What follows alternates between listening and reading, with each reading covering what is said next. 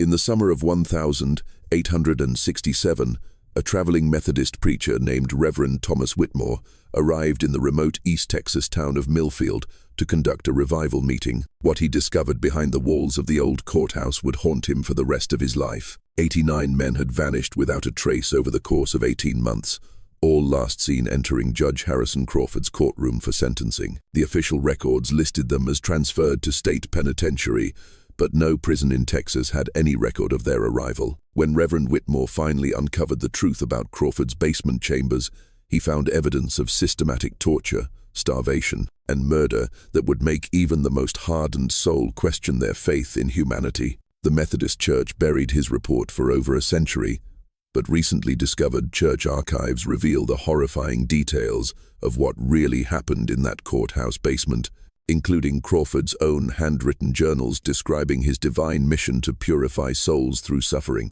Before we continue with the story of Judge Crawford and the disappearance of those 89 souls, if you're someone who seeks the truth behind America's darkest secrets, then this channel is for you. Subscribe now and let me know in the comments what state you're listening from.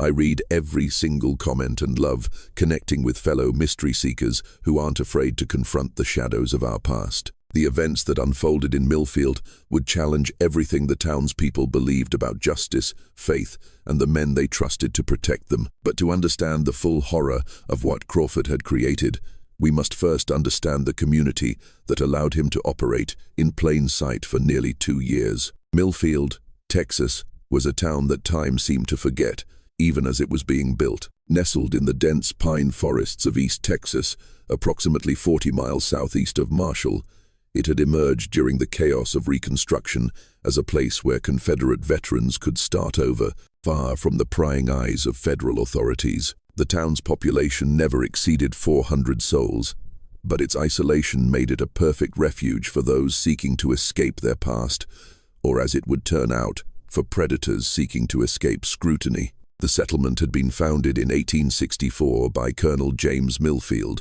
a former Confederate cavalry officer who had purchased several thousand acres of timberland with money he claimed to have saved before the war. The truth whispered among the townspeople, but never spoken aloud, was that Millfield had likely looted the funds from a Union supply train during one of his final raids into Louisiana. But in the lawless atmosphere of post-war Texas, such questions of provenance were considered impolite at best and dangerous at worst.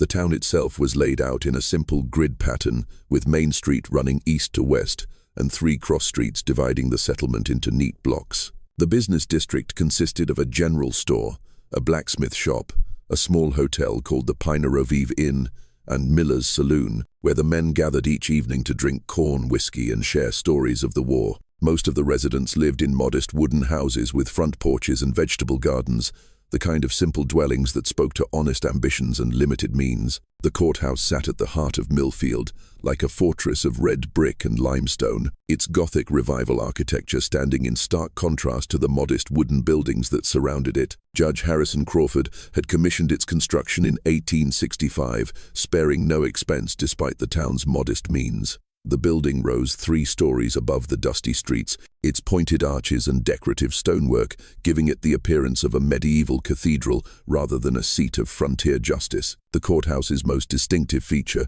was its unusually deep basement, which Crawford claimed was necessary for storing legal documents and evidence in the humid East Texas climate. The basement windows, barely visible above ground level, were fitted with heavy iron bars that Crawford explained were necessary to protect valuable court records from theft. The townspeople never questioned this explanation. After all, Crawford was not only their judge, but also their most prominent citizen, a man who had donated the land for their Methodist church and funded the construction of their schoolhouse. Judge Harrison Crawford himself was an imposing figure who commanded respect through sheer physical presence as much as legal authority. Standing well over 6 feet tall with broad shoulders and a military bearing, he moved through Millfield with the confident stride of a man accustomed to command. His steel-gray hair was always perfectly groomed. His black judicial robes were immaculate despite the dusty frontier conditions, and his piercing blue eyes seemed to see straight through to a person's soul. When he spoke, His voice carried the educated accent of Virginia's gentleman class, a reminder that he came from a world far removed from the rough frontier settlement he now called home. Crawford had arrived in Millfield shortly after the courthouse construction began, carrying impeccable credentials from the University of Virginia Law School and letters of recommendation from prominent Richmond attorneys. His legal knowledge was undeniable. He could quote vast passages of Virginia legal code from memory, cite precedents that dated back to English common law, and construct arguments that would have impressed the most learned jurists in the state. The townspeople considered themselves extraordinarily fortunate to have such a distinguished legal mind in their midst, especially given their remote location and limited resources. But there was something unsettling about Judge Crawford that the townspeople couldn't quite articulate, a quality that made conversations with him feel like interrogations, even when discussing the weather. He never married, despite several attempts by local families to introduce him to eligible young women from neighboring towns. When asked about his bachelor status, he would smile tightly and explain that his devotion to the law left little time for domestic considerations. "Justice is a jealous mistress," he would say, "and she demands complete devotion from those who would serve her properly." Crawford kept no servants, maintaining his large two-story house entirely by himself, despite having the means to employ help. The house itself was as impressive as the courthouse, a Greek revival mansion with white columns and wraparound porches that seemed more suited to a Virginia plantation than a East Texas lumber town. Visitors to the house, rare though they were, noted its spotless condition and the extensive library that filled 2 entire rooms. The books ranged from legal texts to theological works, with a particular emphasis on texts dealing with divine justice, moral philosophy, and what Crawford called the purification of the human soul. Most peculiar of all was Crawford's insistence on handling all prisoner transfers to the state penitentiary personally, refusing the assistance of local law enforcement or federal marshals. This was highly unusual, as most frontier judges were eager to delegate such mundane responsibilities to others. But Crawford treated each transfer as a sacred duty, claiming that the condemned men deserved his personal attention during their final hours in the community. "The law is a sacred trust," he would explain to anyone who questioned his methods, "and I will not delegate my responsibilities to others who might lack the proper understanding of divine justice. These men have been placed in my care by God and the people of Texas, and I will see that they receive the treatment their souls require." The Methodist congregation, led by their circuit preacher, who visited monthly, had grown accustomed to Crawford's irregular attendance at services. He would appear for Easter and Christmas, sitting alone in the front pew, with a somber expression that suggested deep contemplation of spiritual matters. During these services, he would sing the hymns in a rich baritone voice and follow along with the scripture readings in his personal Bible, a massive leather-bound volume that he carried everywhere. But he never participated in the social gatherings that followed services, politely declining invitations to Sunday dinners and church socials. Some whispered that he was haunted by memories of the war, pointing to the fact that he never spoke of his Confederate service, despite his obvious military bearing. Others suggested that he was simply a man who preferred solitude to company, a scholar who found more satisfaction in books than in human fellowship. The more charitable interpretation was that his dedication to justice required a kind of monastic discipline that left little room for ordinary pleasures. The town's other notable institution was the combination jail and courthouse basement, where Crawford held prisoners awaiting trial or sentencing. The jail portion was visible to the public, a modest holding area with 4 cells that could accommodate perhaps a dozen men at most. The cells were equipped with basic amenities: wooden bunks, chamber pots, and barred windows that provided adequate light and ventilation. Prisoners held in these cells were fed regularly and allowed visitors in accordance with standard practices throughout Texas. But the basement extended far beyond what visitors could see, stretching deep into the earth beneath the courthouse, in a network of chambers that Crawford had designed and supervised personally. He kept the basement locked at all times with multiple heavy-duty padlocks and reinforced iron bars, claiming it contained sensitive legal documents and evidence that required protection from the elements and potential thieves. Martha Kellerman, the courthouse cleaning woman, was one of the few people who had been granted access to portions of the basement during daylight hours. A widow in her 52nd who had taken the cleaning job to support herself after her husband's death in the war, Martha was known throughout Millfield for her discretion and work ethic. Crawford trusted her with access to the upper levels of the basement, where she cleaned the document storage areas and evidence rooms under his careful supervision. Even these limited glimpses of the basement had left Martha with questions she was afraid to voice. The chambers she was allowed to clean were far more elaborate than necessary for simple storage, with stone walls that had been carefully mortared and floors that were surprisingly level and well constructed. The air in these rooms carried a strange mixture of odor, the expected mustiness of underground spaces combined with something sharper and more unpleasant that she couldn't identify. Crawford had explained that the basement's extensive construction was necessary due to the unstable soil conditions in East Texas, which required deep foundations and careful engineering to prevent collapse. He pointed to similar construction techniques used in Virginia cellars and wine cellars, demonstrating his knowledge of architecture and engineering that impressed Martha, even as it failed to entirely satisfy her curiosity. The pattern that would eventually claim 89 lives began in the bitter winter of 1866. Though nobody noticed it at first, the transition was so gradual, so carefully orchestrated, that it seemed like nothing more than the natural evolution of a frontier justice system finally finding its rhythm. Men would be sentenced in Crawford's courtroom for various crimes: horse theft, assault, robbery, desertion from the Confederate Army, disturbing the peace, and then simply vanish into what everyone assumed was the efficient machinery of Texas justice. It was a harsh winter that year, with ice storms that knocked down telegraph lines and made travel between communities nearly impossible for weeks at a time. The isolation that usually characterized Millfield became even more pronounced, creating the perfect conditions for Crawford's activities to go unnoticed by the outside world. Federal authorities, already overwhelmed by the challenges of Reconstruction, had little time or resources to monitor the activities of a remote courthouse in the East Texas wilderness. The first victim whose disappearance would later be documented was a man named Thomas Burke, an Irish immigrant who had been accused of stealing chickens from a neighbor's farm. Burke had arrived in Millfield only months earlier, seeking work in the lumber mills and hoping to earn enough money to bring his wife and children over from County Cork. He had no family in Texas, no powerful friends to advocate for his interests, and no legal representation beyond Crawford's own perfunctory appointment of counsel. The trial itself was conducted with Crawford's characteristic attention to legal procedure. Witnesses were called, testimony was heard, and Burke was given the opportunity to speak in his own defense. But there was something theatrical about the proceedings, as if Crawford was performing the rituals of justice rather than actually pursuing it.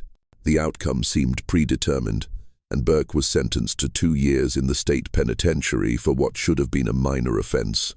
Thomas Burke, Crawford intoned from the bench, his voice carrying the weight of divine judgment. "You have been found guilty of theft in violation of the laws of Texas and the commandments of Almighty God. You will be remanded to my custody for immediate transfer to the state penitentiary, where you will serve 2 years at hard labor. May this punishment serve to purify your soul and prepare you for a more righteous life upon your release." Burke was led away in shackles, and that was the last anyone in Millfield ever saw of him. Crawford explained that he had arranged for Burke's transfer during the night, as he preferred to conduct such business away from the public eye. "There's no need to make a spectacle of these proceedings," he told the few townspeople who inquired. "The man has a right to maintain some dignity, even in his disgrace." But it was Martha Kellerman who first noticed that something was amiss with these transfers. As the courthouse cleaning woman, she arrived early each morning to sweep the floors, dust the furniture, and prepare the building for another day of legal proceedings.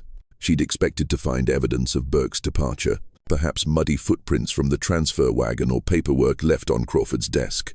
Instead, she found nothing at all to suggest that anyone had entered or left the building during the night. When she mentioned this observation to Crawford, he explained that he had become quite efficient at conducting transfers without disturbing the courthouse's normal operations. "I take pride in leaving no trace of these unpleasant necessities," he said with a smile that didn't quite reach his eyes. "The people of Millfield shouldn't have to be reminded of the criminal elements in our midst every time they enter this building." As the winter progressed and the list of sentenced prisoners grew longer, Martha began to notice other peculiarities that troubled her increasingly restless sleep. Crawford was working later and later into the night, his office windows glowing with lamplight well past midnight. She could see the light from her small cabin behind the courthouse, and she often found herself lying awake, wondering what legal business could possibly require such dedication during the dark hours before dawn. More disturbing still were the sounds that occasionally drifted through the courthouse's thick walls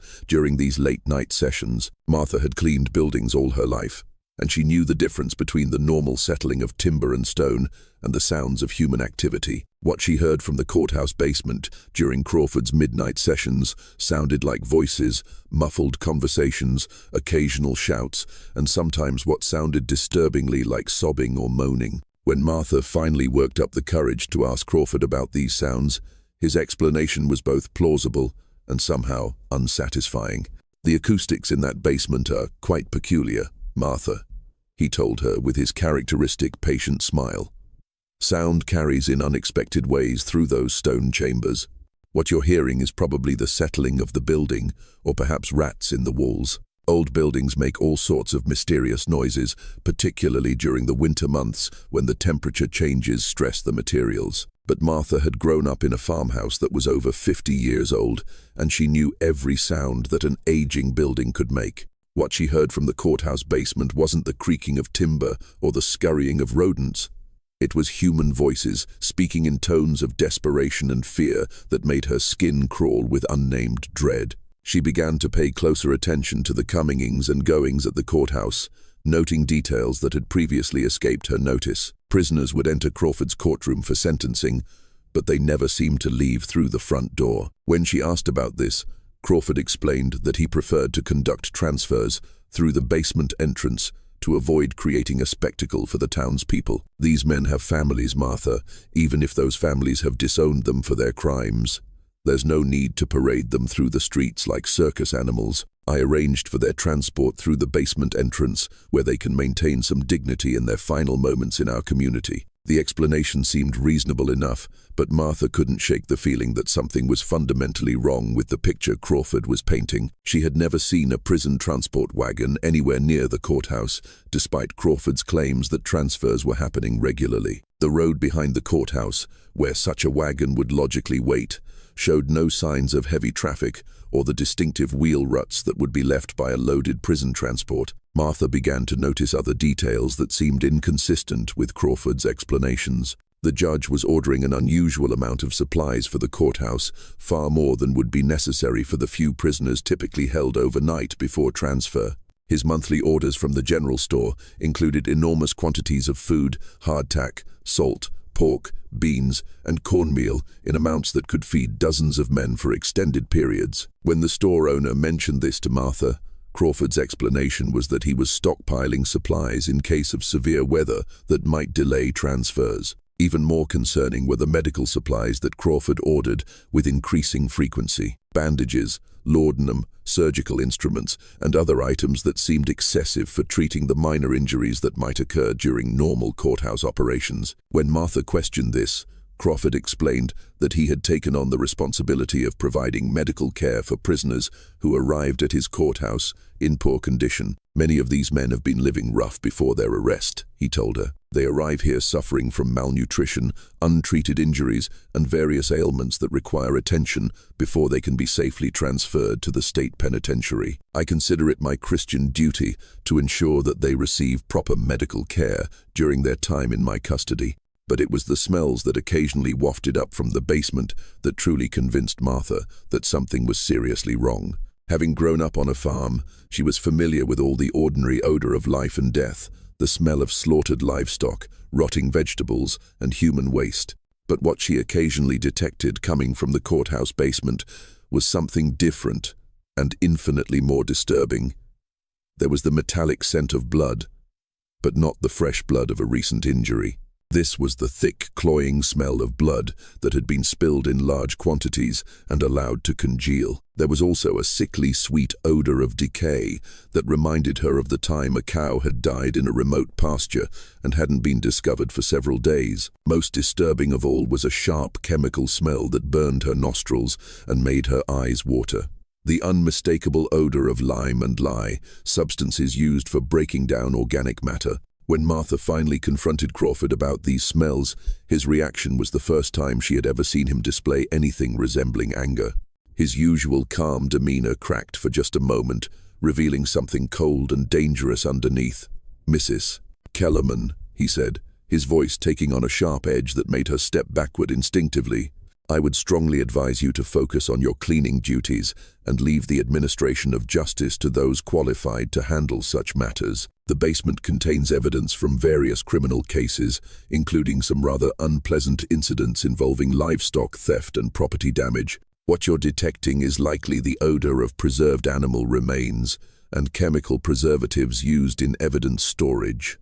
The explanation was delivered with Crawford's usual authority, but there was something in his eyes that suggested he was no longer entirely convinced of his own ability to maintain his carefully constructed deception. Martha nodded and retreated to her cleaning duties, but she had seen enough to know that whatever was happening in the courthouse basement had nothing to do with evidence storage or normal legal procedures. That night, Martha began keeping a careful record of everything she observed at the courthouse. She noted the names of prisoners brought before Crawford for sentencing, the dates of their trials, and the official explanations for their subsequent disappearances. She recorded the unusual orders Crawford placed with local merchants, the strange sounds and smells coming from the basement, and the judge's increasingly erratic behavior during their brief conversations.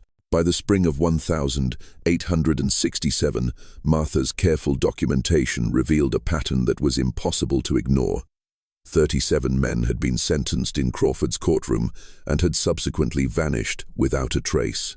None of them had been seen boarding prison transport wagons. None of their families had received word from them after their supposed transfers, and none of the state prison facilities had any record of their arrival. As the long winter of 1866 gave way to a wet and muddy spring, the missing prisoners began to haunt the collective memory of Millfield in ways that nobody could have anticipated.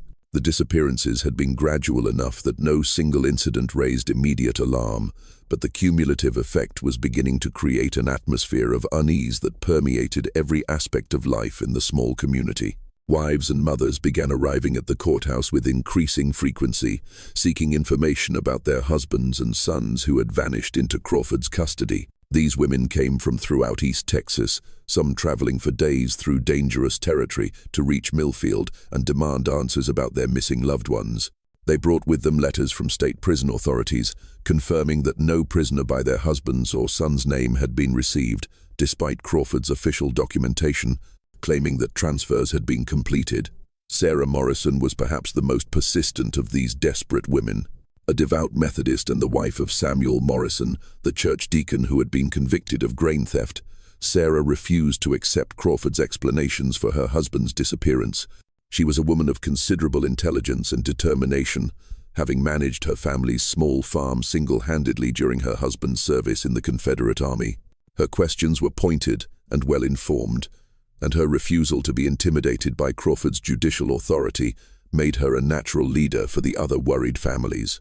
"Judge Crawford," Sarah said during one of her weekly visits to the courthouse, "I've traveled to Huntsville personally and spoken with the warden at the state penitentiary.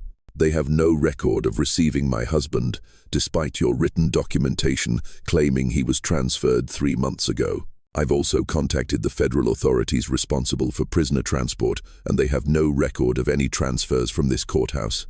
Where is my husband?" Crawford's response to such challenges was always the same: patient explanations about bureaucratic inefficiency, lost paperwork, and the chaos that still plagued Texas government in the aftermath of war and Reconstruction. He spoke with the authority of a man who understood the complexities of the legal system far better than his questioners, and his explanations were delivered with such confidence that many people found them convincing despite their obvious inconsistencies. "Mrs. Morrison, I understand your distress, and I sympathize with your situation. But you must understand that the state government is still recovering from the disruptions of the war. Records are being lost, prisoners are being transferred between facilities without proper documentation, and communication between various institutions is unreliable at best. Your husband was lawfully convicted and sentenced, and he was transferred according to proper procedures.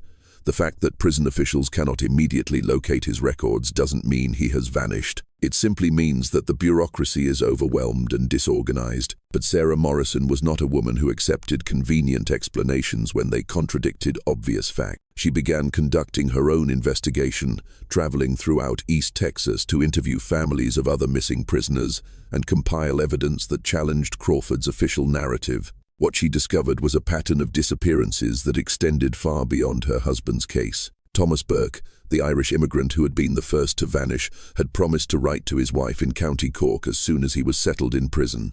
The letters never came, and Burke's wife had begun writing to Texas authorities, seeking information about her husband's fate.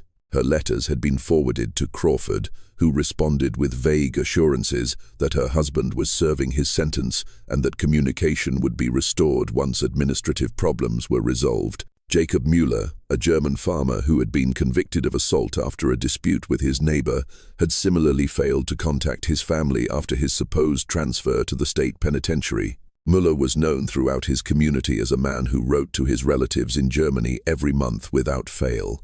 His sudden silence was completely out of character and deeply troubling to those who knew him. Perhaps most disturbing was the case of Benjamin Hawkins, a young man from a prominent East Texas family who had been convicted of horse theft. Hawkins' father was a successful merchant with connections throughout the region, and he had hired attorneys to trace his son's fate after the supposed transfer to state prison. The attorney's investigation had revealed that no prisoner transport had left Millfield on the date specified in Crawford's transfer documentation, and no such transport had arrived at any Texas prison facility during the relevant time period. As Sarah Morrison compiled these cases and many others, a disturbing picture began to emerge.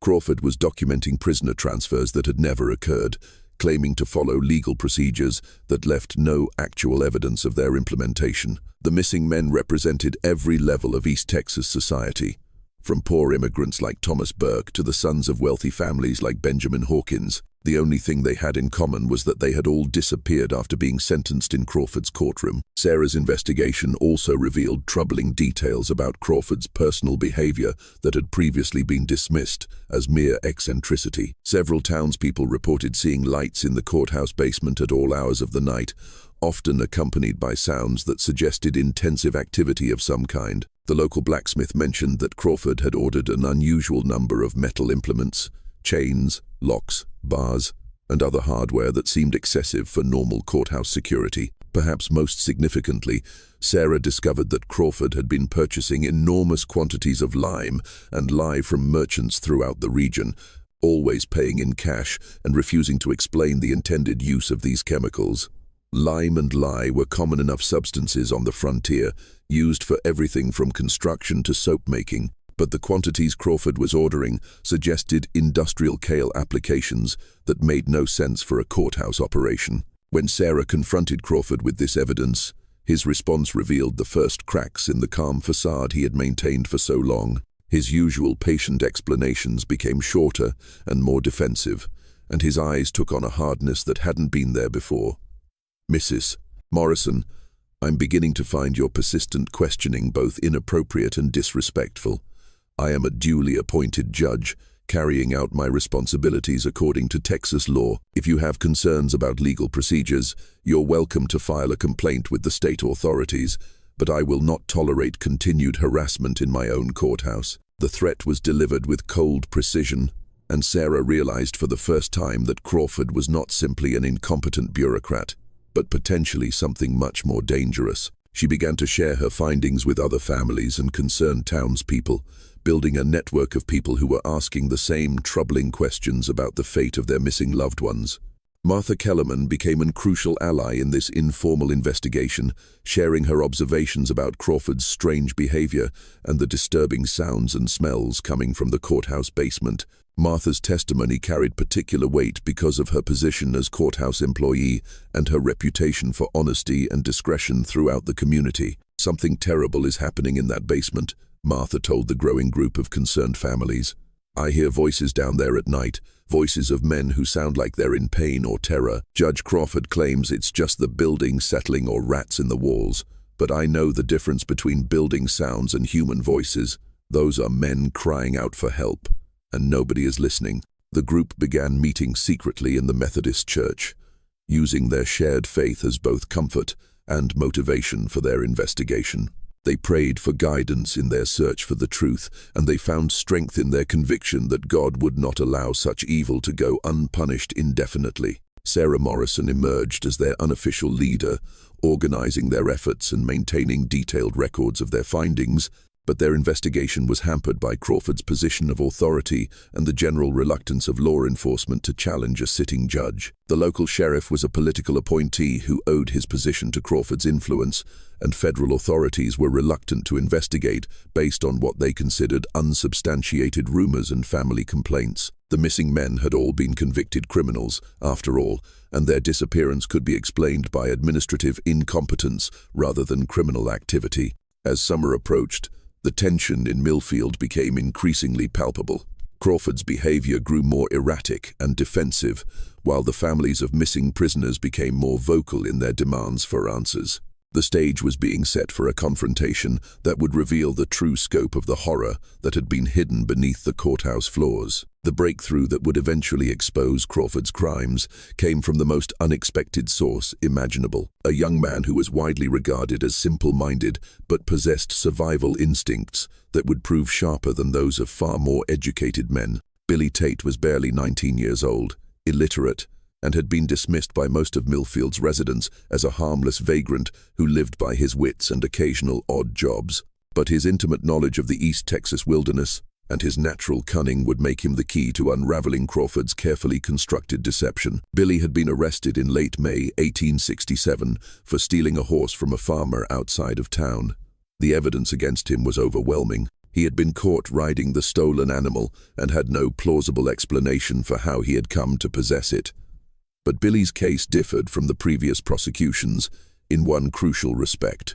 Unlike the previous victims, he had grown up in the forests around Millfield and possessed an almost supernatural ability to navigate in darkness and survive in hostile conditions. The trial itself followed Crawford's now familiar pattern.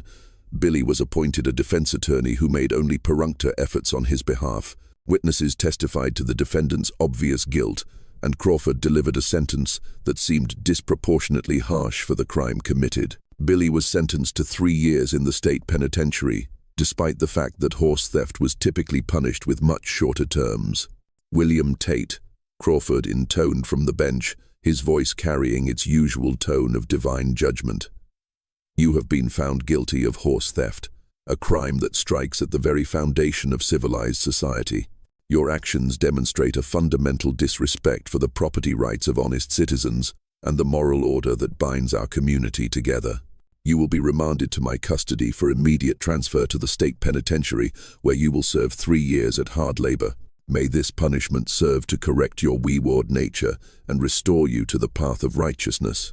But unlike the previous victims, Billy Tate was not led quietly away to accept his fate. His experience living rough in the East Texas wilderness had taught him to trust his instincts about danger, and everything about Crawford's courthouse triggered his deepest survival instincts. When the bailiff approached to escort him to the holding cells, Billy's entire body tensed with the alertness of a wild animal sensing a predator. Billy was initially held in the regular jail cells that were visible to the public, sharing space with 2 other men who were awaiting trial for minor offenses. During his 3 days in these cells, he had the opportunity to observe Crawford's routine and study the layout of the courthouse building. What he noticed immediately was that Crawford spent an extraordinary amount of time in the basement areas that were supposedly used only for storage, often working there late into the night with sounds of activity that seemed inconsistent with document filing or evidence cataloging. More significantly, Billy noticed that Crawford seemed to be preparing for something special. The judge ordered additional supplies from the general store, including rope, metal restraints, and medical equipment that seemed excessive for a simple prisoner transfer. Crawford also spent considerable time studying Billy, specifically watching him with an intensity that went far beyond normal judicial interest in a convicted criminal. On the evening before his scheduled transfer, Billy was moved from the public jail cells to a holding area in the basement that Crawford claimed was more secure. This was the first time Billy had been taken below ground level, and what he found there immediately confirmed his worst fears about Crawford's true intentions. The basement was far more extensive than anyone above ground had realized. Crawford had constructed a complex network of chambers and corridors that extended deep into the earth beneath the courthouse, creating what amounted to a secret prison that could hold dozens of men without any possibility of detection from the outside world. The walls were lined with carefully fitted stone blocks. The floors were paved with brick, and the ceilings were supported by heavy wooden beams that spoke to careful engineering and substantial investment. But it was the evidence of long-term occupation that truly terrified Billy. The holding cell where he was placed showed clear signs of having housed multiple prisoners for extended periods. The straw covering the floor had been changed recently, but underneath Billy could see stains that suggested previous occupants had suffered injuries or worse. The walls bore scratches and markings that looked like attempts to keep track of time or leave messages for future prisoners. Most disturbing of all were the sounds that echoed through the basement during the night hours. Billy could hear voices coming from deeper chambers, the voices of men who were clearly in distress, sometimes crying out in pain or pleading for mercy. These were not the sounds of men awaiting comfortable transport to state prison. They were the sounds of men who had been subjected to systematic abuse and who had given up hope of rescue. Billy's survival instincts, honed by years of living on the margins of civilized society, told him that he was in mortal danger and that escape was his only chance of survival. Unlike the previous victims, however, Billy possessed skills that made escape a realistic possibility. He had grown up breaking into abandoned buildings and finding ways through locked doors, and his small size and natural agility gave him advantages that larger men would not have possessed. Over the course of his first night in the basement, Billy carefully examined his cell and the surrounding area, looking for weaknesses in Crawford's security arrangements. What he discovered was that Crawford's attention to the psychological aspects of imprisonment had exceeded his attention to purely physical security measures. The basement chambers were designed to be escape-proof primarily through intimidation and despair rather than through impregnable construction. Billy noticed that one of the stones in his cell wall was slightly loose, apparently having been weakened by water seepage over time. Working carefully through the night, he managed to widen the gap enough to remove the stone entirely, creating an opening that led to the building's foundation area. From there, he could access a drainage tunnel that Crawford had apparently overlooked during his security preparations. But Billy's escape was complicated by what he observed during his second day in Crawford's custody.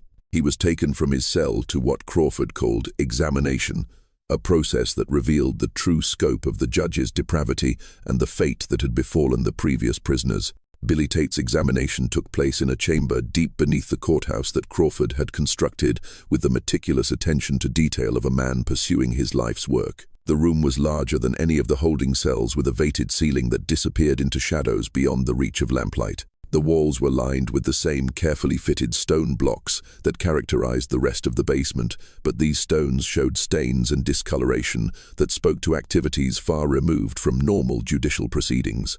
Crawford had transformed himself for these sessions, exchanging his judicial robes for a simple black cassock that gave him the appearance of a medieval monk or inquisitor. His demeanor was completely different from the calm, professional manner he displayed in his public courtroom. Here, in the depths of his secret chambers, he radiated an intensity that was both terrifying and somehow religious in its fervor. "William Tate," Crawford began, his voice echoing off the stone walls with unnatural resonance. "You stand before the throne of true justice, where the superficial laws of men give way to the eternal laws of divine righteousness. The proceedings upstairs were necessary, theater performed for the benefit of those who lack the spiritual insight to understand the true nature of justice. But here in these sacred chambers, we will undertake the real work of purifying your soul." The chamber contained devices that seemed to have been inspired by medieval Inquisition chambers, but crafted with the precision of a man who understood both engineering and human anatomy. There was a wooden chair equipped with leather straps and metal fixtures that could be adjusted to cause varying degrees of pain and restraint. Nearby stood a table covered with surgical instruments, some of which Billy recognized, and others that seemed designed for purposes that had nothing to do with medicine. Most terrifying of all was Crawford's obvious expertise with these devices. He moved among them with the familiarity of long practice, adjusting straps and testing mechanisms with the casual efficiency of a craftsman preparing his tools for another day's work. It was clear that Billy was not the first person to be brought to this chamber, and the judge's practiced movement suggested that many others had preceded him. The process of spiritual purification requires complete honesty, Crawford continued, his voice taking on the cadence of a sermon delivered to a congregation of one. You must confess not only the crimes for which you were convicted, but every sin you have ever committed, every impure thought you have entertained, every moment when you have strayed from the path of righteousness. Only through complete confession and appropriate penance can your soul be prepared for the judgment that awaits us all. Billy had encountered religious fanatics before during his wanderings through East Texas, but Crawford's intensity went far beyond ordinary evangelical fervor. The judge seemed to genuinely believe that he had been divinely appointed to carry out a mission of spiritual purification that transcended ordinary legal procedures. His eyes held the glassy certainty of a man who had convinced himself that his actions, however horrific, were justified by a higher purpose. Crawford began his interrogation with seemingly innocent questions about Billy's childhood, his family background, and his education, but gradually, the questioning became more invasive and disturbing, probing into areas of personal experience that had nothing to do with the horse theft conviction. Crawford seemed particularly interested in Billy's sexual experiences, his religious beliefs, and any incidents in his past that might be construed as morally questionable. You see, William, Crawford explained during a brief pause in the questioning, the crime for which you were convicted is merely a symptom of a deeper spiritual corruption that has taken root in your soul. Horse theft is an act of pride and rebellion against the natural order that God has established. But to truly cleanse your soul, we must identify and address all the sins that led you to this moment of criminality. When Billy refused to confess to sins he had never committed, Crawford began to employ the devices he had so carefully prepared. The process began with relatively minor discomfort. Tight restraints that limited circulation, uncomfortable positions that caused muscle cramps and joint pain. But Crawford was a patient man, and he seemed to take genuine pleasure in the gradual escalation of suffering that he could inflict on his victims. Pain is a gift from God, Crawford explained as he adjusted the restraints that held Billy in an increasingly uncomfortable position. It serves to focus the mind on spiritual matters and to burn away the pride and stubbornness that prevent us from acknowledging our sins. Every moment of suffering brings you closer to the spiritual honesty that your soul requires. But Billy's experience living rough in the wilderness had given him a tolerance for discomfort that Crawford had not encountered in his previous victims. More importantly, Billy's natural cunning allowed him to understand that Crawford's process was designed to break down psychological resistance rather than to simply inflict pain for its own sake. By providing Crawford with the confessions he sought, Billy could buy time to plan his escape while avoiding the more severe tortures that the judge was clearly prepared to employ. Over the course of several hours, Billy spun an elaborate tale of fictional sins and crimes, drawing on stories he had heard from other criminals and vagrants during his travels. He confessed to thefts he had never committed, fights he had never fought, and moral transgressions he had never contemplated. Crawford listened to these confessions with obvious satisfaction, taking detailed notes and occasionally asking for clarification or additional details. "Excellent, William," Crawford said as Billy concluded his fabricated confession. "You are making remarkable progress towards spiritual honesty, but confession alone is not sufficient for true purification. It must be followed by appropriate penance that will demonstrate your sincere repentance and prepare your soul for divine forgiveness." It was during this discussion of penance that Billy began to understand the full scope of Crawford's depravity and the fate that had befallen the 87 men who had preceded him into these basement chambers. Crawford's idea of appropriate penance involved systematic torture that could continue for weeks or months, depending on the severity of the sins that had been confessed and the judge's assessment of the victim's spiritual progress. Crawford had developed an elaborate theological framework for these torture sessions, claiming that physical suffering was necessary to drive out sin and prepare the soul for divine judgment. He quoted extensively from biblical passages about purification through fire and the value of suffering in achieving spiritual growth. But his interpretations of these passages were so twisted and self-serving that they bore no resemblance to any legitimate Christian theology. The process requires patience, William Crawford explained as he showed Billy some of the more sophisticated torture devices he had constructed. Some souls are more corrupted than others, and the degree of purification required varies accordingly. I have had subjects who achieved spiritual clarity within days, while others required months of intensive treatment before their souls were properly prepared. The casual way Crawford discussed these treatments made it clear that he had been conducting them regularly for at least the 18 months since the disappearances had begun. Billy realized that he was looking at a man who had tortured and murdered dozens of people while convincing himself that he was carrying out God's work. The combination of genuine religious belief and complete moral corruption was more terrifying than simple criminal brutality would have been. But Billy also noticed something that Crawford seemed to have overlooked in his meticulous planning. The judge's obvious pride in his work was making him careless about security. Crawford was so eager to explain his theological theories and demonstrate his equipment that he was revealing details about the basement's layout and his daily routine that a more cautious criminal would have kept secret. During his second night in the basement, Billy was able to observe Crawford's activities in the other chambers where the remaining prisoners were being held. What he saw confirmed his worst fears about the fate of the missing men, while also revealing weaknesses in Crawford's operation that might make escape possible for someone with Billy's particular skills. The basement contained more than a dozen separate chambers, each one designed for specific purposes in Crawford's twisted version of justice.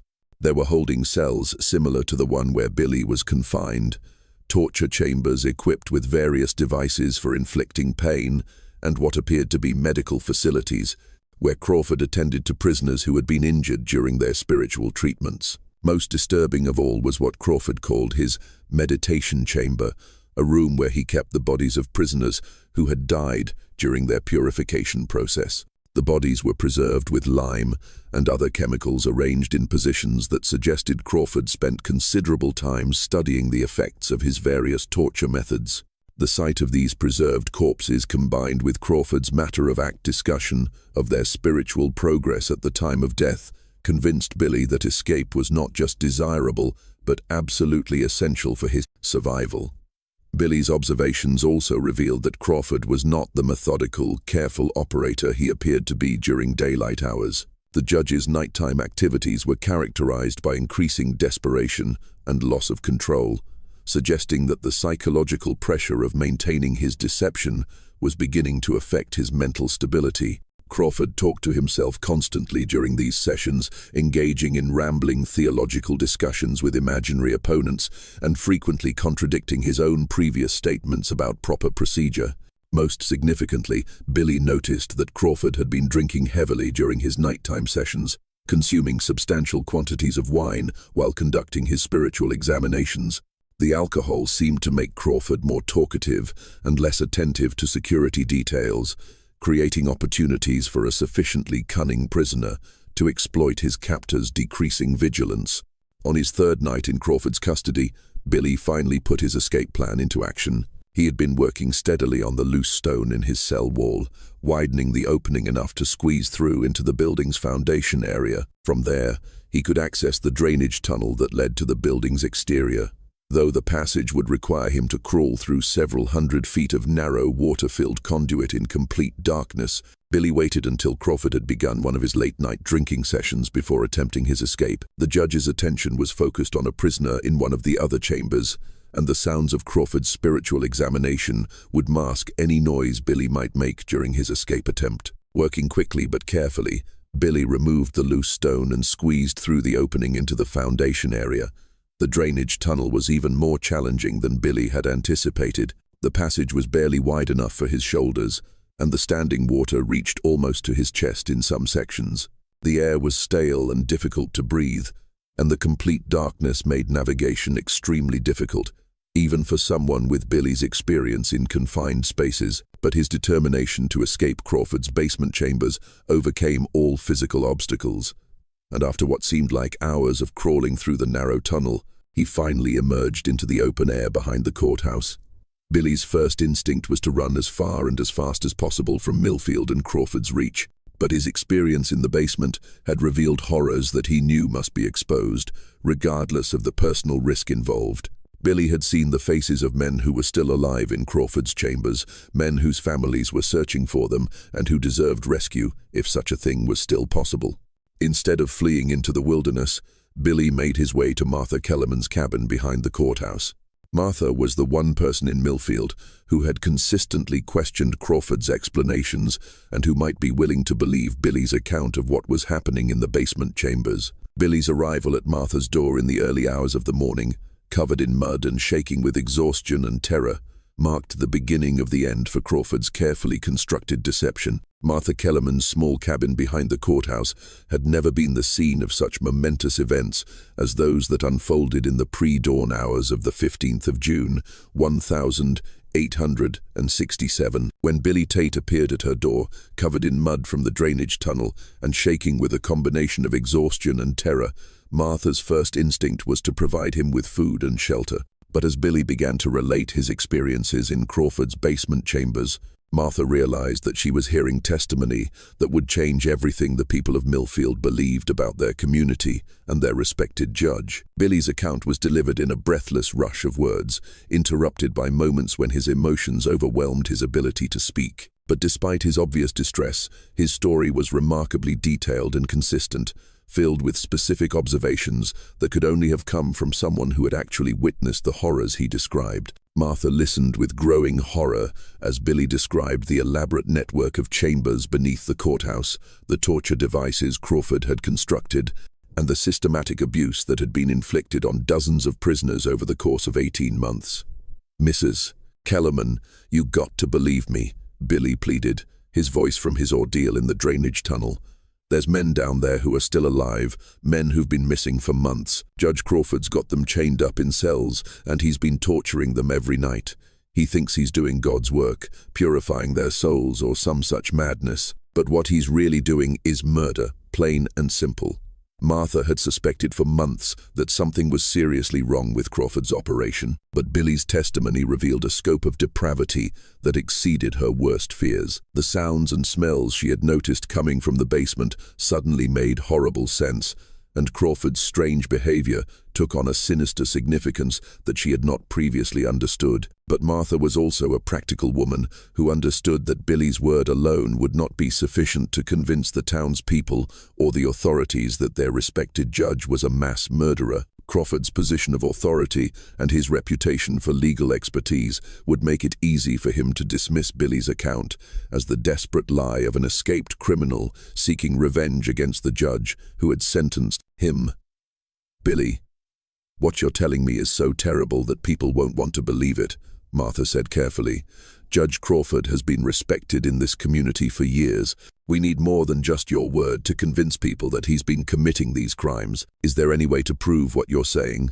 Billy's response revealed that his time in Crawford's basement had provided him with detailed knowledge of the layout and contents of the secret chambers, knowledge that could be used to verify his claims if they could somehow gain access to the basement. He described the locations of specific torture devices, the arrangement of the holding cells, and most importantly, the identities of prisoners he had seen who were still alive in Crawford's custody. "Samuel Morrison is down there," Billy told Martha, referring to the Methodist deacon whose wife Sarah had been leading the investigation into the missing prisoners.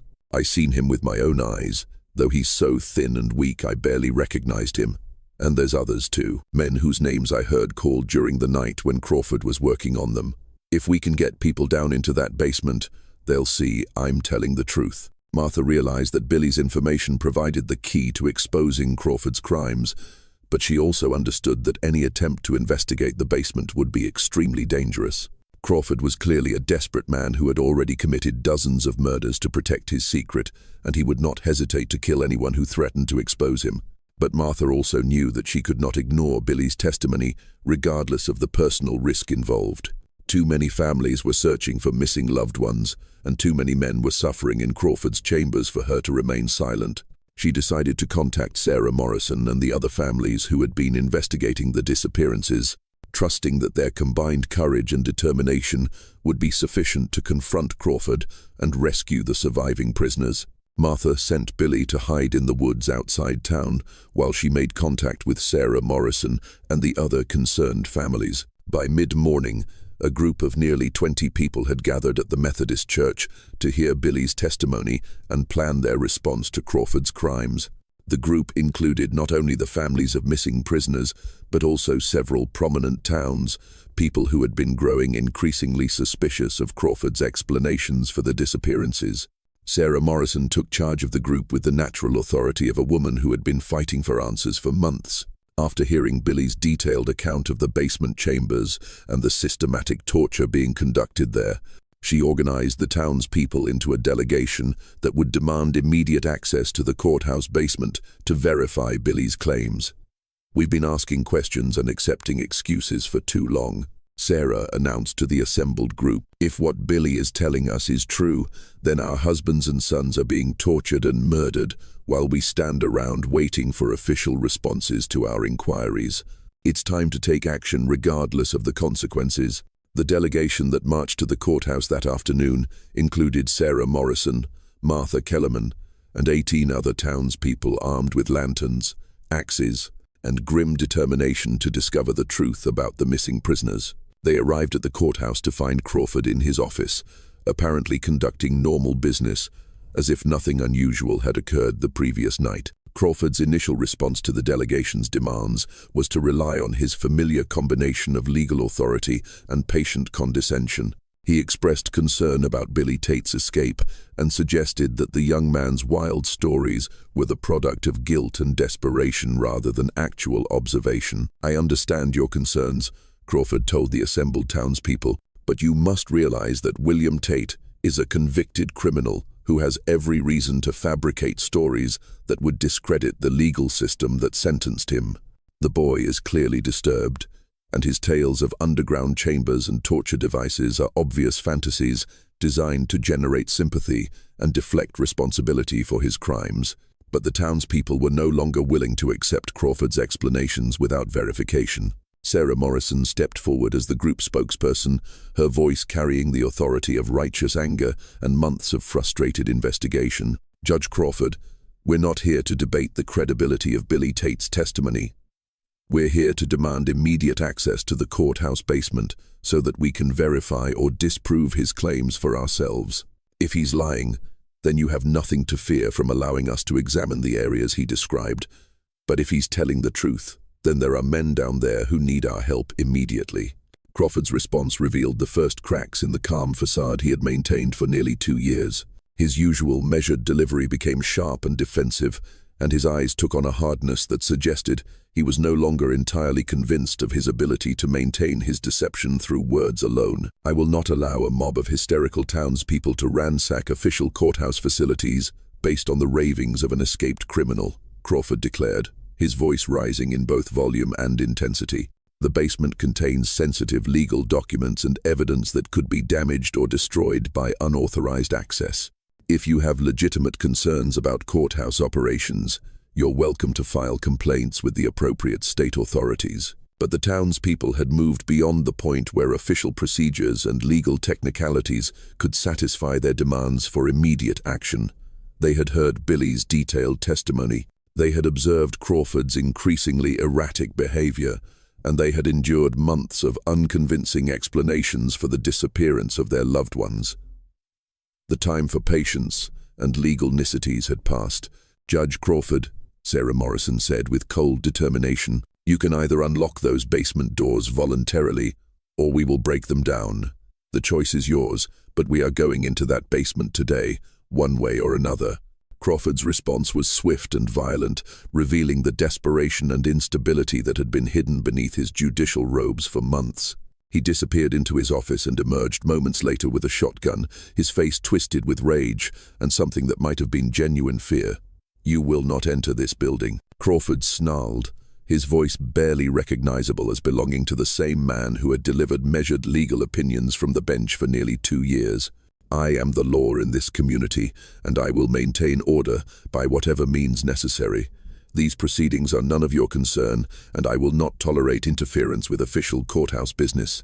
The standoff that followed lasted for several hours, with the townspeople maintaining their position outside the courthouse while Crawford barricaded himself inside with his weapon. As the afternoon wore on and word of the confrontation spread throughout Millfield, more residents joined the crowd outside the courthouse, creating a situation that Crawford could not hope to control through intimidation alone. But it was the sounds coming from the basement that finally convinced even the most skeptical townspeople that Billy Tate's testimony was accurate. As evening approached and Crawford's desperation increased, the careful soundproofing that had concealed his activities for months began to fail. The assembled crowd could hear voices crying out from beneath their feet. Voices of men who were clearly in distress and who were calling for help in terms that left no doubt about their circumstances. The sounds from the basement confirmed Billy's account so completely that even Crawford's most loyal supporters could no longer maintain their faith in his innocence. The crowd's mood shifted from suspicious determination to outright anger as the reality of what had been happening beneath their courthouse became undeniably clear. It was at this moment that Reverend Thomas Whitmore arrived in Millfield for his scheduled revival meeting. The Methodist preacher had been traveling the circuit for 15 years, and he had encountered his share of frontier violence and human depravity, but nothing in his experience had prepared him for the scene that greeted him as he approached the courthouse in the gathering dusk of that June evening. Whitmore found nearly 50 townspeople gathered outside the courthouse, their faces illuminated by torchlight and marked with the kind of grim determination that comes only when ordinary people are confronted with extraordinary evil. The sounds coming from the courthouse basement had convinced everyone present that a terrible crime was being perpetrated literally beneath their feet, and their patience with legal procedures and official explanations had finally been exhausted. "Brothers and sisters," Whitmore announced, taking charge of the situation with the natural authority of a man accustomed to providing moral leadership during times of crisis. "We cannot allow fear of legal consequences to prevent us from acting in accordance with God's will.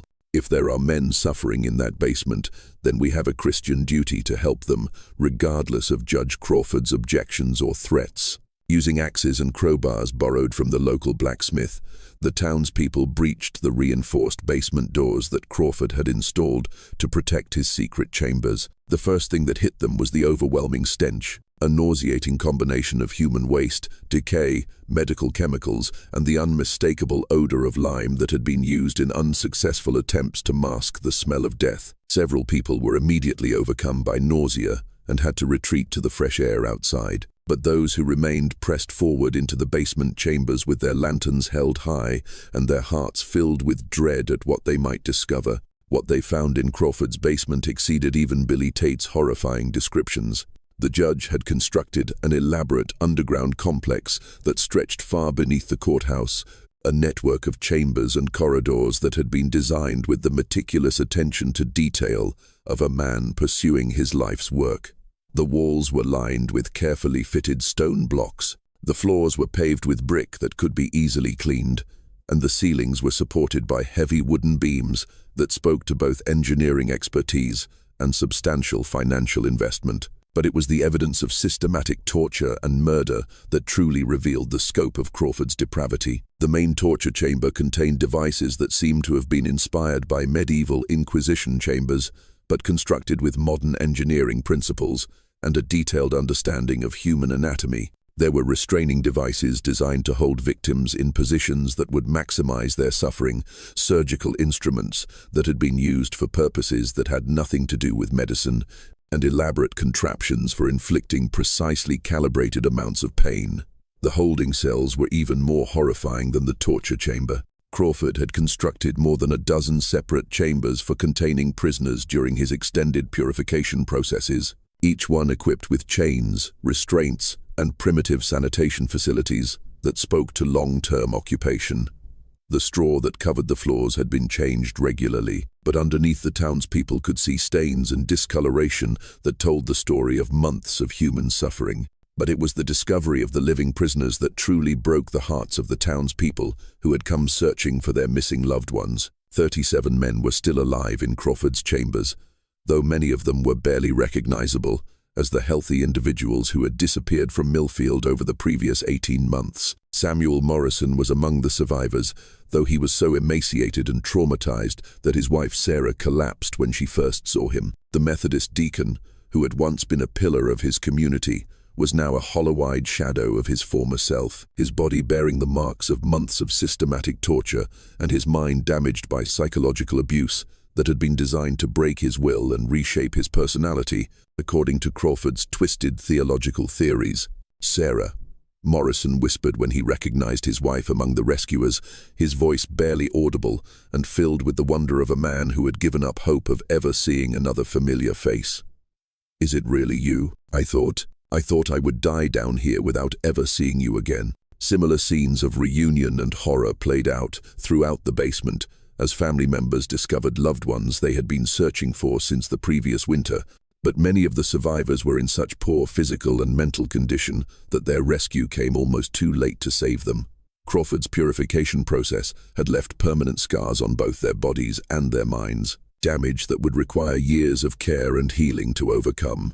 The dead prisoners were found in the deepest chambers of Crawford's complex, their bodies disposed of in lime pits that the judge had constructed with the same meticulous attention to detail that characterized all his work. The lime had preserved many of the remains well enough for identification, allowing the townspeople to finally learn the fate of men who had been missing for over a year. The total count of Crawford's victims eventually reached 89 men, making his courthouse basement one of the most horrific crime scenes in the history of Texas. Crawford himself was found in his private chambers, seated at his desk with an empty bottle of laudanum beside him and his service revolver in his hand. He had apparently taken his own life rather than face the consequences of his exposure, but even in death, he had left behind a testament to his twisted philosophy in the form of detailed journals that documented his methods and his justifications for what he had done. The journals, written in Crawford's precise handwriting and filled with biblical quotations and theological arguments,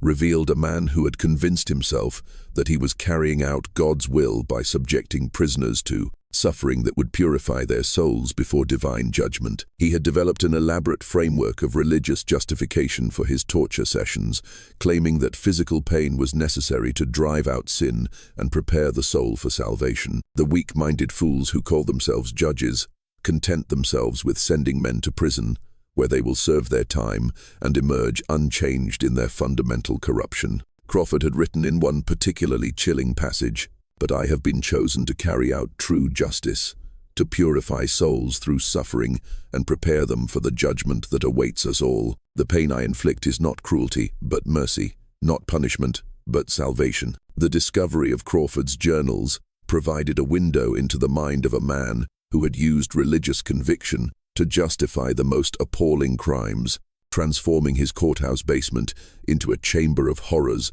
that surpassed anything in the medieval dungeons that had inspired his methods. The aftermath of the courthouse basement discovery sent shockwaves throughout East Texas and beyond, creating ripples that would be felt for generations in the community that had unknowingly harbored one of the most prolific serial killers in American history. The immediate task of caring for the 37 surviving prisoners required resources that the small town of Millfield simply did not possess, forcing the residents to reach out for help to larger communities and government authorities who had previously shown little interest in their remote settlement. Dr. Elizabeth Hartwell, a physician from Marshall, who had studied in Philadelphia before moving to Texas, arrived in Millfield within days of the discovery to assess the medical needs of Crawford's survivors. Her examination revealed the full scope of the physical damage that had been inflicted on the prisoners during their months or years in captivity. Many of the men suffered from malnutrition so severe that it had caused permanent damage to their organs and nervous systems. Others bore the scars of Crawford's torture devices, including broken bones that had healed improperly, nerve damage from prolonged restraint, and infections that had been left untreated for weeks or months. But it was the psychological damage that proved most difficult to address.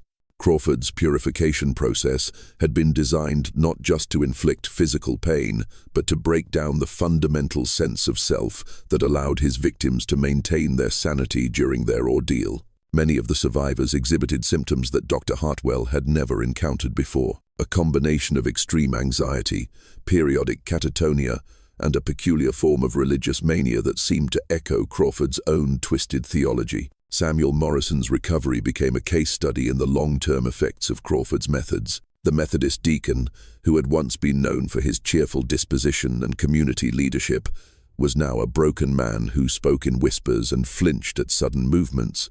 His wife Sarah devoted herself to his care with the same determination she had brought to investigating his disappearance.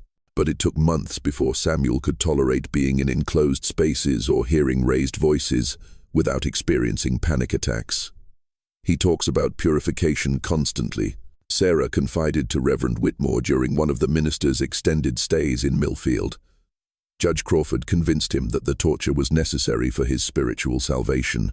And even now, even after everything we've shown him about Crawford's madness, part of him still believes it. It's as if that monster reached into Samuel's soul and twisted everything good and decent into something dark and frightening. The other survivors faced similar challenges in readjusting to normal life after their experiences in Crawford's basement chambers. Some, like Billy Tate's cellmate, Jacob Mueller, eventually recovered enough to resume productive lives, though they carried physical and emotional scars that would never fully heal. Others, particularly those who had been held the longest, never fully recovered their mental stability and required permanent care from family members or charitable institutions. The community of Millfield itself struggled to come to terms with the knowledge that they had unknowingly supported and respected a mass murderer for nearly 2 years. Many residents felt guilty about their failure to recognize Crawford's true nature, while others questioned their own judgment and ability to trust authority figures in the future. The courthouse building became a source of shame and horror that nobody in the community could bear to use for official purposes, and it was eventually abandoned and left to decay as a monument to the evil that had been concealed within its walls. Reverend Thomas Whitmore spent weeks in Millfield providing spiritual counseling to the survivors and their families, while also documenting the full scope of Crawford's crimes for his report to the Methodist Church hierarchy. His investigation revealed details about Crawford's background that explained how he had been able to operate undetected for so long, while also raising disturbing questions about the authenticity of his credentials and the truth about his past. The University of Virginia Law School, when contacted by federal investigators, confirmed that they had no record of anyone named Harrison Crawford graduating from their institution during the time period indicated on his credentials.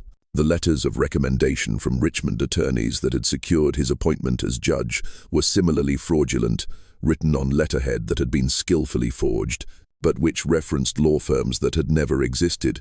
Even more disturbing was the discovery that Harrison Crawford was apparently not the man's real name. Federal investigators eventually determined that the man who had terrorized Millfield was actually Thomas Hartman, a former Confederate intelligence officer who had been reported missing after the fall of Richmond in 1865. Hartman had been involved in prisoner interrogations during the war, where he had apparently developed both his torture techniques and his twisted religious justifications for inflicting suffering on captives.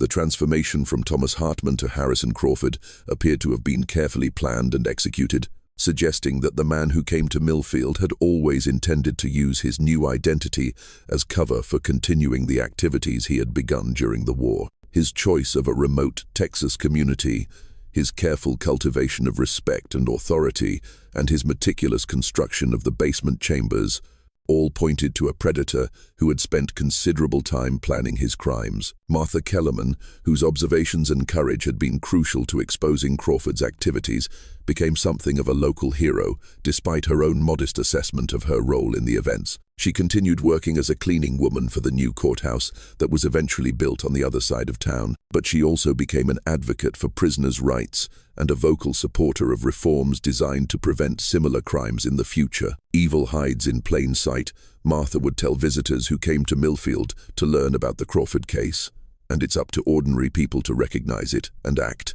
We all saw signs that something was wrong, but we were too polite, too trusting, too willing to believe that a man in authority couldn't be capable of such terrible things.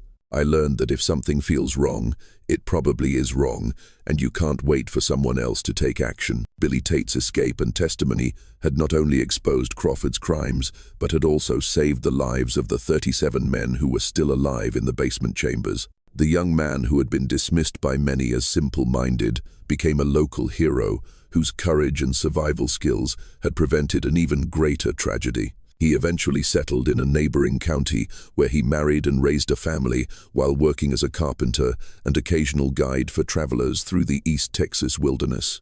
But Billy never forgot his experience in Crawford's basement, and he spent the rest of his life advocating for prison reforms and better treatment of prisoners throughout Texas. He testified before state legislative committees about the need for regular inspections of detention facilities and improved communication between courts and prisons. His testimony was instrumental in passing laws that required multiple signatures for prisoner transfers and mandatory reporting of prisoner deaths or disappearances. The case also led to significant reforms in the Texas judicial system, including requirements for more thorough background checks of judicial appointees and regular inspections of courthouse facilities by state authorities. The Crawford case became a cautionary tale that was studied in law schools throughout the country as an example of how the concentration of power in the hands of a single individual, particularly in isolated communities, could enable the most appalling crimes. Sarah Morrison channeled her grief and anger into a lifetime of advocacy for the families of missing prisoners and victims of violent crime. She and Samuel, despite his ongoing struggles with the psychological effects of his captivity, established a foundation that provided assistance to families searching for missing loved ones and support for survivors of prolonged captivity or torture. Their work eventually expanded beyond Texas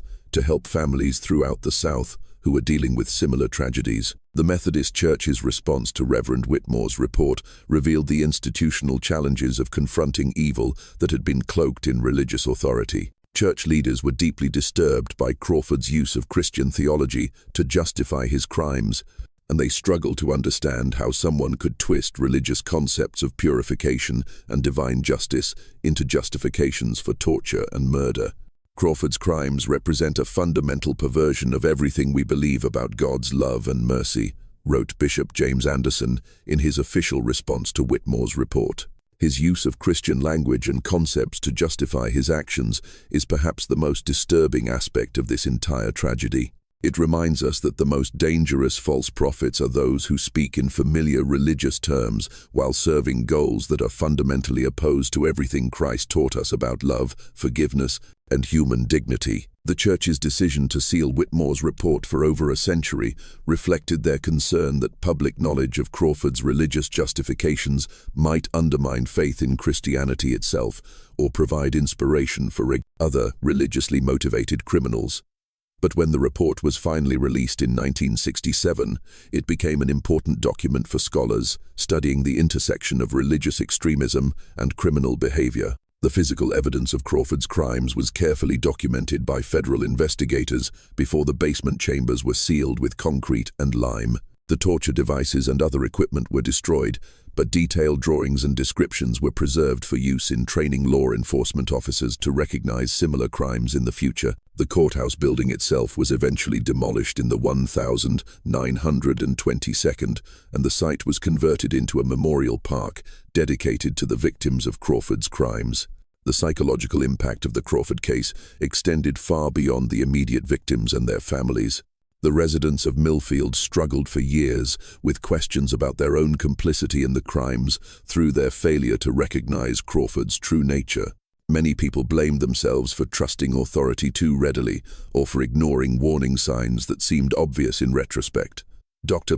Hartwell's ongoing study of the survivors provided some of the first detailed documentation of what would later be recognized as post-traumatic stress disorder. Though the terminology and treatment methods available in 1867 were far less sophisticated than modern approaches to trauma recovery, her notes described symptoms that would be familiar to any modern psychologist: intrusive memories, hypervigilance, emotional numbing, and a persistent sense of danger that made normal social interaction extremely difficult. The economic impact of the scandal was also significant for the small community of Millfield. The negative publicity associated with the Crawford case made it difficult to attract new residents or businesses to the town, and many existing residents chose to relocate to communities that weren't associated with such horrific crimes. The population of Millfield never recovered from the exodus that followed the courthouse basement discovery, and the town eventually became a virtual ghost town by the early 20th century. But perhaps the most important legacy of the Crawford case was its demonstration of the power of ordinary citizens to confront evil when official authority fails to protect them.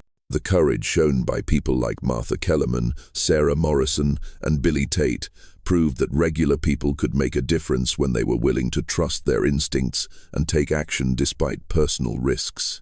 The story of Judge Crawford's courthouse basement serves as a permanent reminder that the most dangerous monsters are often those who cloak themselves in the trappings of respectability and authority. Crawford's crimes were enabled not by supernatural forces, but by the ordinary human tendency to trust those in positions of power and to avoid asking uncomfortable questions about inconsistencies in official explanations. The 89 men who suffered in Crawford's basement were not victims of evil spirits or demonic possession, but of a systematic predator who had learned to hide behind the mask of legal and religious authority. Their tragedy reminds us that justice without accountability becomes tyranny, and that the price of freedom is the eternal vigilance that requires ordinary citizens to question authority and demand transparency from those who hold power over others. The Methodist Church finally released Reverend Whitmore's complete report in 1967, exactly 100 years after the events it described. The document provided historians with a detailed account of one of the most shocking crimes in American history,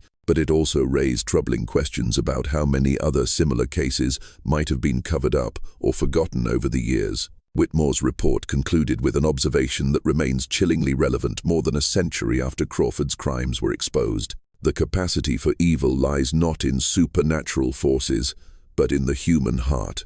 And it is only through constant vigilance and moral courage that we can hope to prevent such horrors from occurring again. Judge Crawford's victims were not destroyed by demons or devils, but by the systematic cruelty of a man who had convinced himself that his actions were justified by divine authority. Their suffering reminds us that the most dangerous criminals are often those who believe most fervently in their own righteousness. The Reverend's words proved prophetic as historians and criminologists began to study the Crawford case in the context of other religiously motivated crimes throughout American history. The pattern of authority figures using religious justification for criminal behavior appeared repeatedly in cases ranging from the Salem witch trials to various cult-related murders that would plague the country in later decades. Modern forensic experts who examined the surviving evidence from Crawford's basement chambers were struck by the sophisticated psychological manipulation techniques he had employed. Dr. Michael Harrison, a forensic psychologist who studied the case in the 1972nd, noted that Crawford's methods bore striking similarities to those used by modern cult leaders and authoritarian regimes to break down individual resistance and reshape personality according to the manipulator's desires. Crawford understood that physical torture alone was not sufficient to achieve his goals.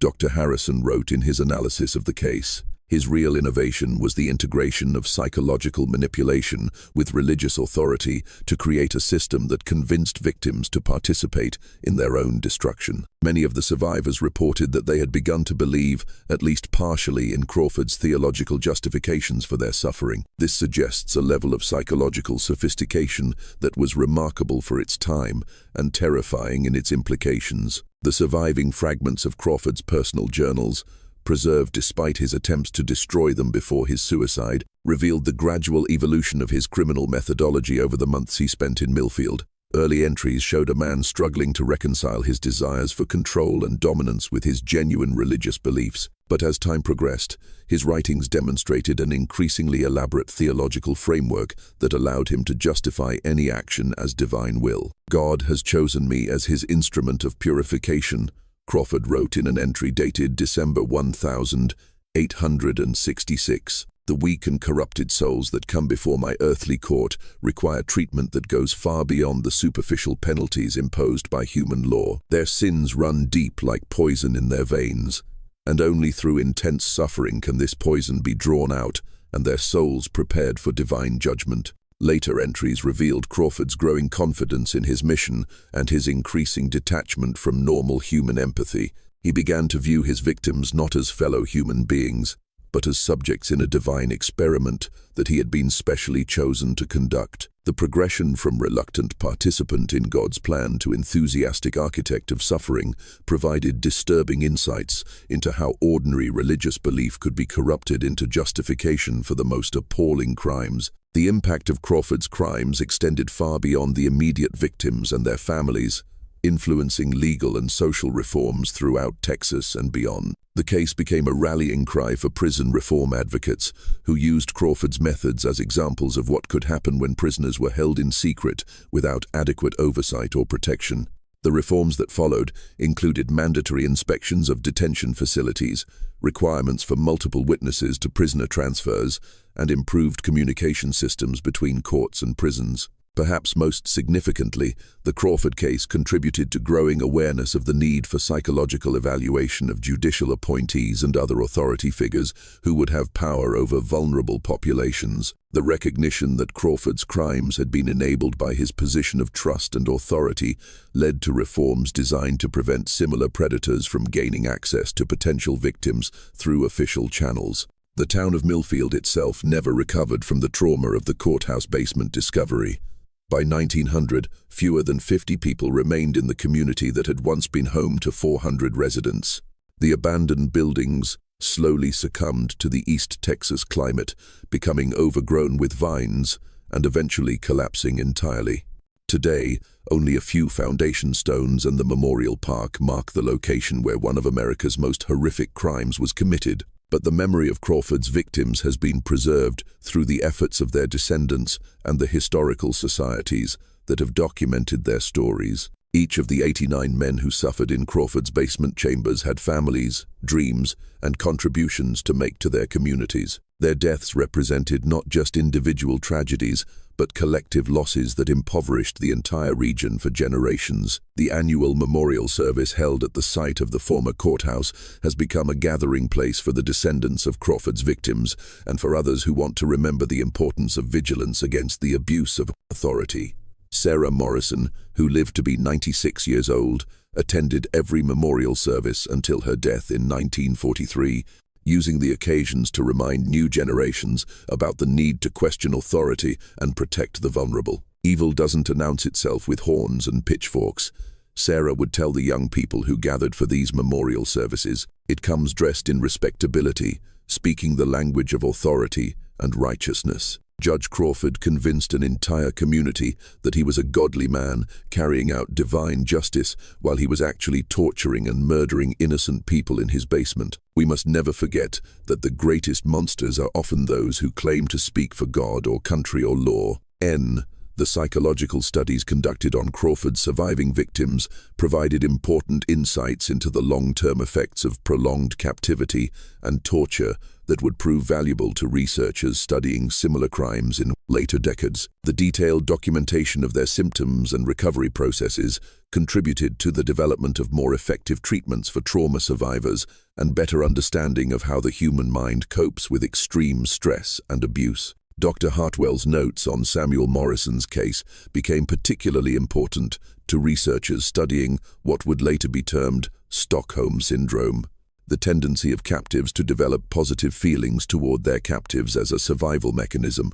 Morrison's persistent belief that his torture had been spiritually beneficial, despite overwhelming evidence of Crawford's criminal insanity, demonstrated how powerful psychological manipulation could override rational thought, even in intelligent, well-educated individuals. The legal precedents established by the Crawford case influenced court decisions throughout the United States for decades after the crimes were discovered.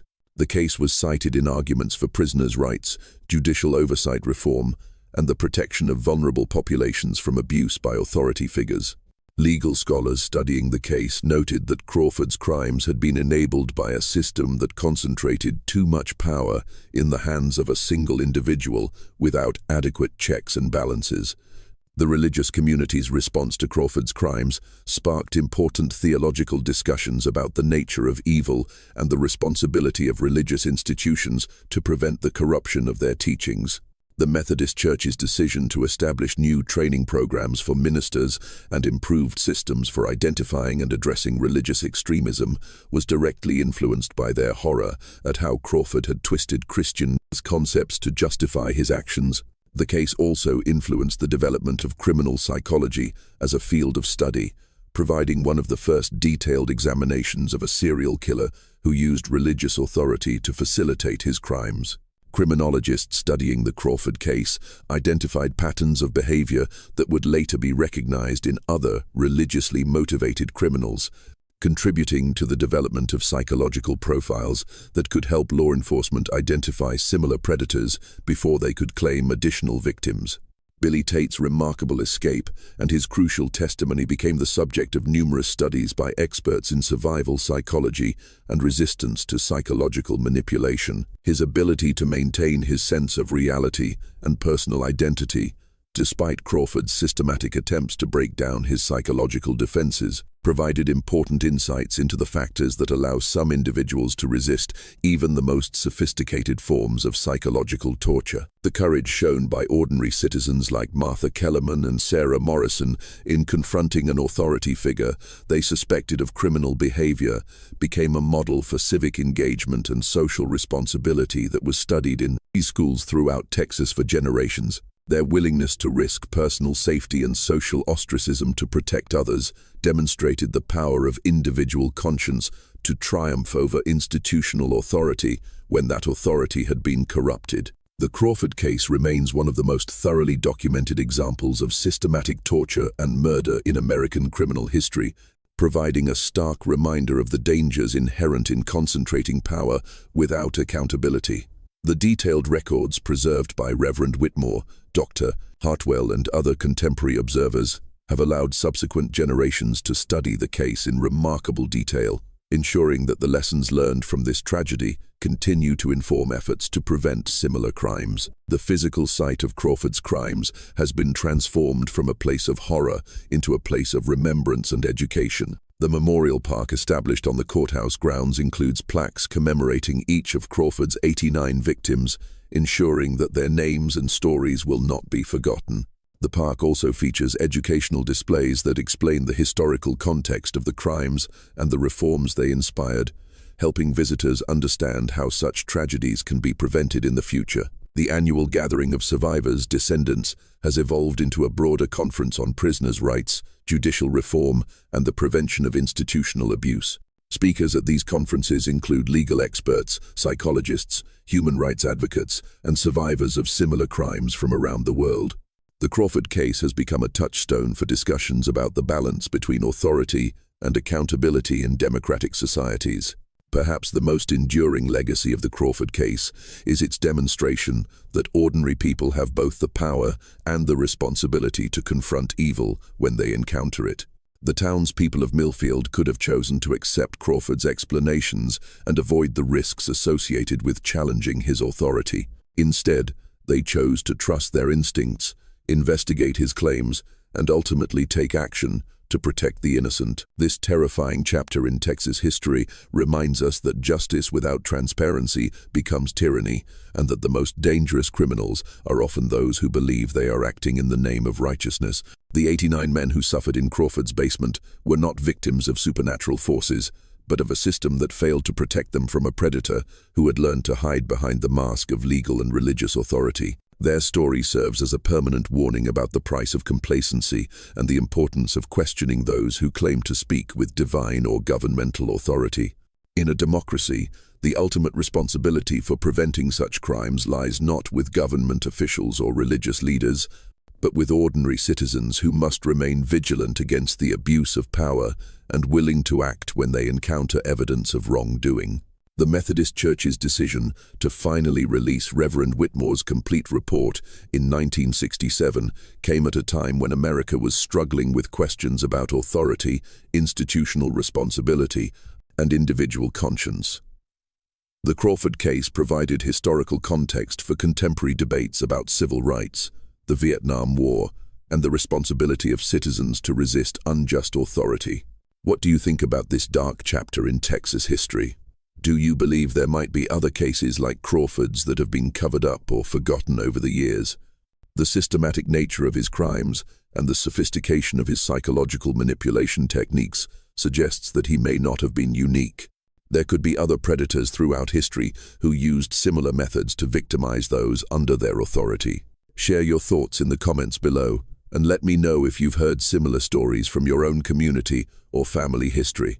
Sometimes the most important lessons come from the darkest chapters of our past, and it's crucial that we continue to study these cases to prevent similar tragedies in the future. If you found this investigation as disturbing and eye-opening as I did, don't forget to subscribe and hit that notification bell so you never miss our deep dives into America's most shocking historical mysteries. Until next time, remember that the truth is often more terrifying than any fiction we could imagine, and that the responsibility for confronting evil lies with each of us, regardless of how powerless we might feel in the face of institutional authority.